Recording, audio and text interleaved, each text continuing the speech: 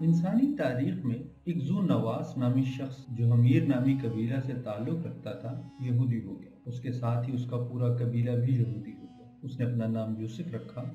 ایک وقت ایسا آیا کہ کسی نے اسے خبر دی کہ سرزمین نجران جو کہ یمن کا شمالی حصہ ہے میں ایک گروہ اب تک نصرانی مذہب پر قائم ہے۔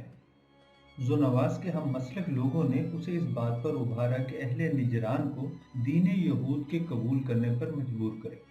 وہ نجران کی طرف روانہ ہو گیا۔ وہاں پہنچ کر اس نے وہاں کے رہنے والوں کو اکٹھا کیا اور دین یہود ان کے سامنے پیش کیا اور ان سے اصرار کیا کہ وہ اس دین کو قبول کریں، لیکن انہوں نے انکار کیا۔ انہوں نے اپنے دین کو خیر باد نہ کہا۔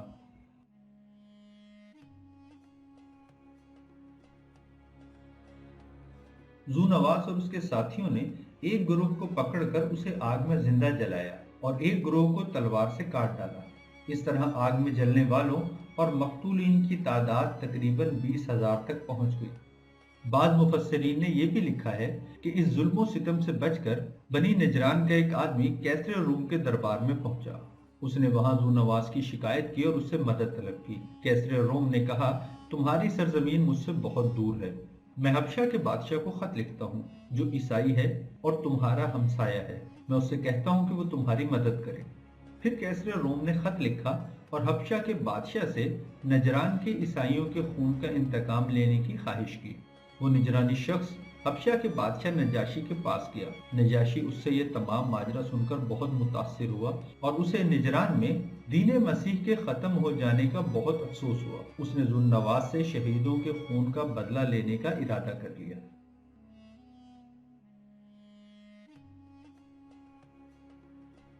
اس مقصد کو لے کر حبشہ کی فوج یمن کی طرف روانہ ہوئی اور ایک گھمسان کی جنگ کے نتیجے میں اس نے ذو نواس کو شکست فاش دی اور اس کے بہت سے ساتھیوں کو بھی قتل کیا۔ جلد ہی نجران کی حکومت نجاشی کے قبضہ میں آ گئی اور نجران حبشہ کا ایک صوبہ بن گیا۔ جن گڑھوں اور خندقوں میں بنی نجران کے لوگوں کو جلایا گیا تھا ان کے متعلق بعض مفسرین لکھتے ہیں کہ ایک گڑھے یا خندق کا طول 40 ذرا تھا، یعنی 40 ہاتھ جتنا لمبا، اور اس کا عرض 12 ذرا تھا۔ مورخین نے یہ بھی لکھا ہے کہ یہ 7 گڑھے یا خندقیں تھیں۔ اس واقعہ سے یہ واضح ہوتا ہے کہ تشدد کرنے والے بے رحم افراد آخرکار عذاب الہی میں گرفتار ہوئے اور ان سے اس خون ناحق کا انتقام دنیا میں ہی لیا گیا، اور عاقبت کا عذاب جہنم ابھی ان کے انتظار میں ہے۔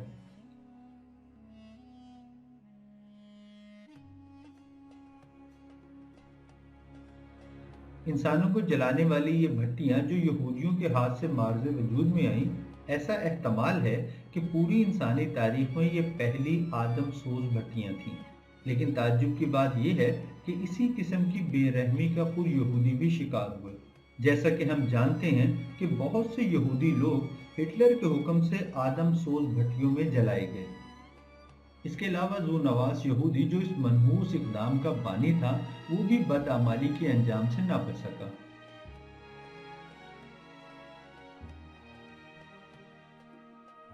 یہ سب اصحاب اخدود کے بارے میں مشہور و معروف نظریات کے مطابق بیان کیا گیا ہے، لیکن اس حوالے سے کچھ اور روایتیں بھی موجود ہیں جو یہ بتاتی ہیں کہ اصحاب اخدود صرف یمن میں ذو نواس ہی کے زمانے میں نہیں تھے، یعنی انسانوں کو زندہ حالت میں آگ کے شعلوں سے بھرے ہوئے گڑھوں اور خندقوں میں پھینکنے کا بے رحم عمل انسانی تاریخ میں اس کے علاوہ بھی بہت بار پیش آ چکا ہے۔ البتہ سب سے مشہور واقعہ نجران یعنی سرزمین یمن کا ذو نواس والا واقعہ ہی ہے۔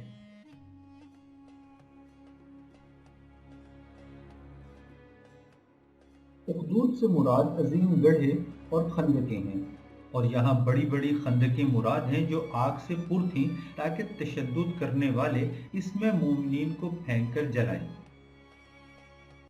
قرآن کریم میں بیان ہے کہ خندقوں والے ہلاک کر دیے گئے، یعنی آگ کی خندقیں جس میں ایندھن جھونک رکھا تھا، جبکہ وہ ان کے کناروں پر بیٹھے ہوئے تھے اور جو ظلم وہ اہل ایمان پر کر رہے تھے ان کا نظارہ کر رہے تھے، اور ان کو مومنوں کی یہی بات بری لگتی تھی کہ وہ اللہ پر ایمان لائے تھے جو غالب ہے، سب خوبیوں والا ہے، جس کی آسمانوں اور زمین میں بادشاہی ہے، اور اللہ ہر چیز سے واقف ہے۔